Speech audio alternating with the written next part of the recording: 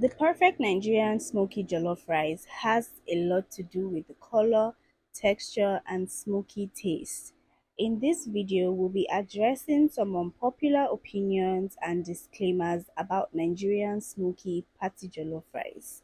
You want to stick to the end of this video as I'll also be sharing with you how I make my fail-proof Nigerian smoky jollof rice.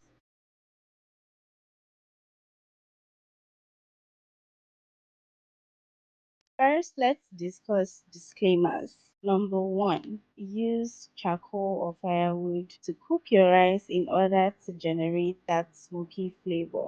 Well, allow me to tell you that this is not true. Smoky jollof rice flavor comes from neither of these materials. Our second disclaimer, use jollof rice spice or a bunch of special spices. Again, no, guys, this does not do the work. Number three, roast your fresh tomatoes and peppers in your oven or over your charcoal grill before blending for that smoky flavor. Well, guys, if I'm being honest, this is just what I like to call ajasa. Like it's just like overdoing because sincerely it's totally not what gives that smoky flavor. You can do this if you just want to do it. Maybe you just feel like you want to add a little bit of oomph to your rice, but this is not the main source of that smoky flavor. As a matter of fact, people who use this method or who do this are those who use non-stick cookware to prepare their jollof rice. And our fourth disclaimer is burn that jollof rice.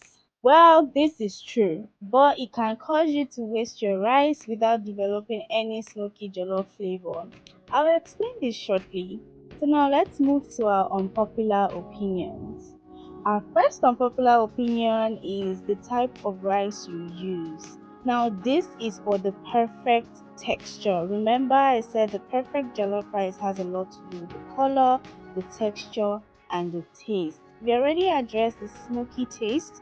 Now we are addressing the texture. Know your rice. How long does it take your rice to cook? Is it basmati rice or regular long or short grain rice? How much water is enough to cook your rice so it's not soggy? Bear in mind that there are different brands of rice out there which have their different cooking time. If you've ever eaten cooked rice and some grains were cooked while some were undercooked, it's because two different brands of rice was most probably mixed and cooked together. Why is this important though? You do not want your jollof rice undercooked or overcooked or a mixture of both. You do not want your jollof rice mushy. You want a perfectly cooked rice whereby the grains stand individually on their own and are not all mushy and sticking together. Now, our second unpopular opinion is on the texture of the rice. You have to pour your stock into your rice after you mix the rice with your sauce and allow to cook. Well, what if I told you I don't do it that way and yet my jollof rice still comes out a bang every single. What I do is I parboil my rice and then I boil my stock, whether chicken or beef stock. Once it boils, I turn in my parboiled rice and allow it to cook all the way through. Then I set it aside for later. Our third and final unpopular opinion is drumroll. Your cookware. Yes, this takes me back to my third and fourth disclaimer. Remember what I said about roasting your fresh peppers and tomato mix and using a non-stick pot? Yeah, let me tell you a little bit of a backstory when I was still struggling with getting the perfect smoky jollof flavor. I tried a lot of things and it didn't work, one of which was roasting the peppers as seen online and burning the rice. And I did all of this meanwhile I was using my non-stick pots to cook my rice. Yes, burning the rice is what generates that smoky flavor, but you would only be wasting your rice and your time if it's done using the wrong cookware.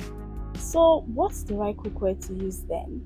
Guys, use an aluminium cookware. Yes, believe me when I tell you, this is what will effortlessly give you that smoky jollof rice flavor. Now, not just any kind of aluminium cookware. I highly recommend the Toa brand, and this is what I use. or the Picasso brand. Basically, any aluminium cookware that is lightweight, not those heavy ones. Please don't use this pot.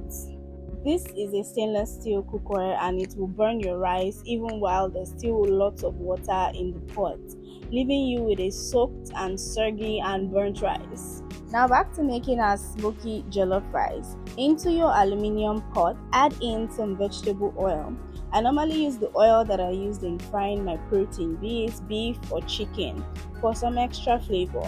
Add in your onions, thyme, bay leaf and stir. This is dried bay leaf. Fry till your onions get translucent and then add in your tomato paste for color. Fry a bit and then add in blended pepper mix and stir. At this point, you can add your seasoning cubes, your salt, and whatever extra spice of your choice, and then stir and allow to fry till the oil separates from the pepper mix and floats on the top like so. Then add in your cooked rice and mix that in with the sauce. Yes, I don't add any liquid at this point, and for me, this is what makes my smoky jollof rice fail proof when it comes to texture. You are mindful of how much water you put in at this point. This takes us back to my disclaimer about having to pour in your stock after you have mixed your rice in with your sauce. You do not have to cook it that way and your rice would still come out perfect. Now, if you decide to do it that way, fine by you. This is the reason why you have to know your rice, like I mentioned earlier, because if you accidentally put too much water at this point, there's no going back. Your rice is going to be overcooked and soggy and mushy. But if you do it this way from the earlier stage, you know what you're getting yourself into. You know how soft or how hard your rice is, and this way you'll be able to determine how long you allow the rice to burn, because mind you, while it's burning with all that trapped steam, it's going to be simmering and cooking with the steam, and so you do not want your rice to be overcooked. Mix till the rice and the sauce are well incorporated, and then cover your aluminium pot with some aluminium foil and then your pot lid. This is going to ensure that your rice grains stay single and it traps as much possible smoke as it can from the burning of the rice. Crank up the heat to high and let the rice burn. At this point, your house will be smelling like party jollof rice, trust me. Once you get that aroma strongly, then turn off your heat and our delicious Nigerian smoky jollof rice is ready. Color check, texture check, smoky jollof flavor check. I hope you find this helpful. I'll ensure to make another video with measurements and ingredients. So stay tuned. Thanks for watching and I'll see you in my next video. Bye for now.